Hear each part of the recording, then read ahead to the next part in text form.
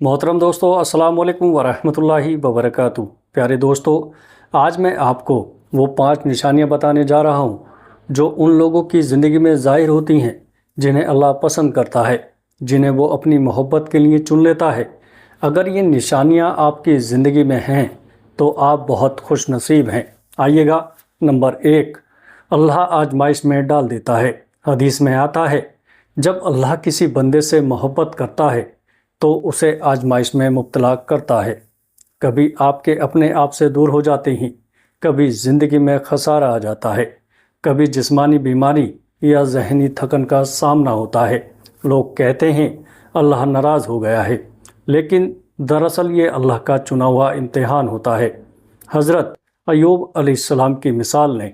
प्यारे दोस्तों, सालों की बीमारी, तन्हाई, लेकिन ज़बान पर शिकवा नहीं। क्यों? क्योंकि वो जानते थे कि ये अल्लाह का इम्तिहान है और इसमें भी उसकी मोहब्बत छुपी है।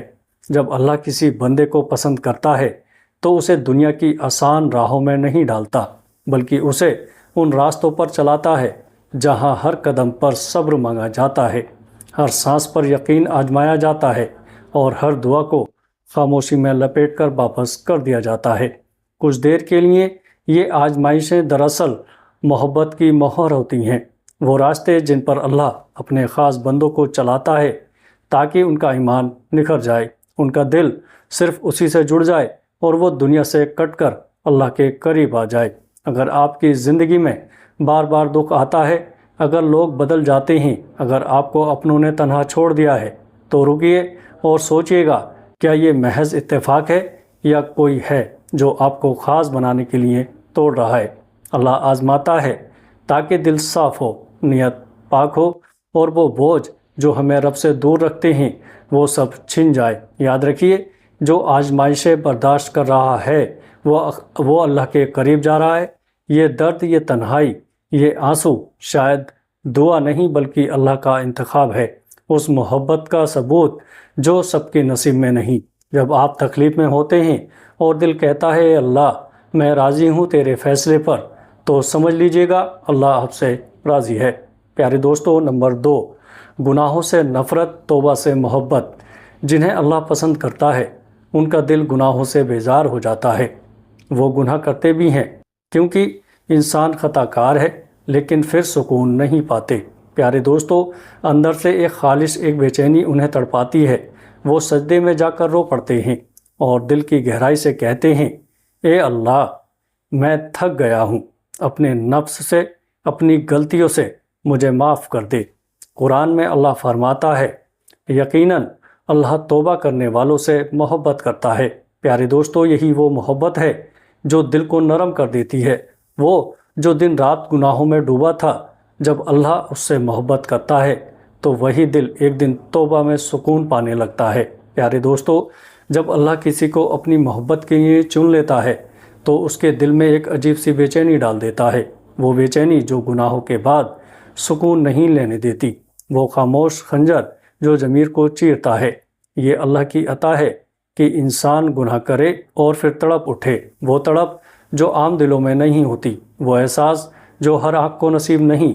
जब इंसान खुद को पलटता हुआ महसूस करे, मस्जिद के दरवाजे की तरफ, सजदे के फ़र्श की तरफ और कुरान के लफ्ज़ों की तरफ, तो ये समझ जाएं कि वो चुन लिया गया है। प्यारे दोस्तों, अल्लाह जब किसी बंदे को चाहता है तो उसके दिल में गुनाह का बोझ भारी कर देता है।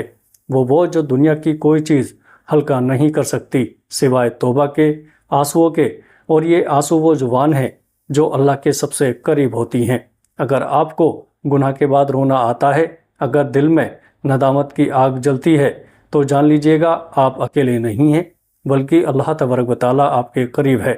वो चाहता है कि आप पाक हो जाएं, क्योंकि जो अल्लाह को प्यारे होते हैं उनके लिए गुनाह नफ़रत बन जाते हैं और तौबा एक इश्क। और याद रखिए प्यारे दोस्तों, जो गुनाहों के बाद तौबा करे और दिल से पछताए, अल्लाह उसे वैसा ही पाक कर देता है जैसे वो कभी गुनहगार ही ना था। प्यारे दोस्तों, नंबर 3, दुआ फ़ौरन कबूल नहीं होती लेकिन रद्द भी नहीं होती। कभी आपने महसूस किया है कि आपकी दुआएं देर से कबूल हो रही हैं या शायद अब तक कोई जवाब नहीं आया? तो मायूस मत होइएगा। अल्लाह जिसे पसंद करता है उसकी दुआओं को देर से कबूल करता है ताकि वो बंदा बार बार उसी के दर पर लौटे। دعا مانگنا بھی عبادت ہے۔ دعا میں عاجزی ہے، محبت ہے، توکل ہے۔ پیارے دوستو، چھوٹی چھوٹی باتوں پر آنکھیں نم ہو جاتی ہیں، کسی کا دکھ دیکھ کر دل کانپ جاتا ہے، اور سب سے بڑھ کر ہر بات پر زبان سے خود بخود نکلتا ہے اللہ بہتر کرے گا۔ یہ نرمی اتفاق نہیں بلکہ اس محبت کی نشانی ہے جو اللہ نے دل میں اتار دی ہے۔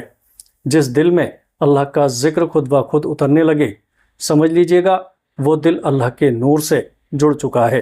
پیارے دوستو، آپ کی دعا شاید ابھی پوری نہ ہوئی ہو، مگر اللہ نے اسے محفوظ رکھا ہے، اور جب اس کا وقت آئے گا وہ اس طرح سے قبول ہوں گی کہ آپ سجدے میں رو پڑیں گے۔ پیارے دوستو، نمبر 4، رشتے چھننے لگتے ہیں۔ کبھی کبھی اللہ آپ کو لوگوں سے دور کر دیتا ہے، دوست بدل جاتے ہیں، اپنوں کا ساتھ چھوٹ جاتا ہے، دل ٹوٹتا ہے، مگر یہ سب بے مقصد نہیں ہوتا۔ جب اللہ کسی سے محبت کرتا ہے تو اسے دنیا کی بھیڑ سے نکال کر تنہائی میں لے آتا ہے، مگر وہ تنہائی نہیں ہوتی، وہ سکون بھری ہوتی ہے۔ ایسا شخص دنیا میں ہوتا ہے مگر اس کا دل صرف رب سے جڑا ہوتا ہے۔ پیارے دوستو، وہ بازار میں ہو پھر بھی زبان پر اللہ، وہ سفر میں ہو تب بھی دل میں ذکر، وہ روتا بھی ہے تو دعا بن کر اور ہنستا ہے تو شکر بن کر۔ پیارے دوستو، جب اللہ اپنی یاد کی لذت کسی کو چکھا دیتا ہے تو پھر دنیا کی کوئی محفل اسے بھا سکتی ہے۔ وہ اسی پل کو ڈھونڈتا ہے جہاں سجدہ ہو، دعا ہو، یا رب سے کی گئی تنہا ایک سادی سی بات ہو۔ یہ لوگ غم میں ہو یا خوشی میں ایک ہی طرف لوٹتے ہیں، اللہ کی طرف۔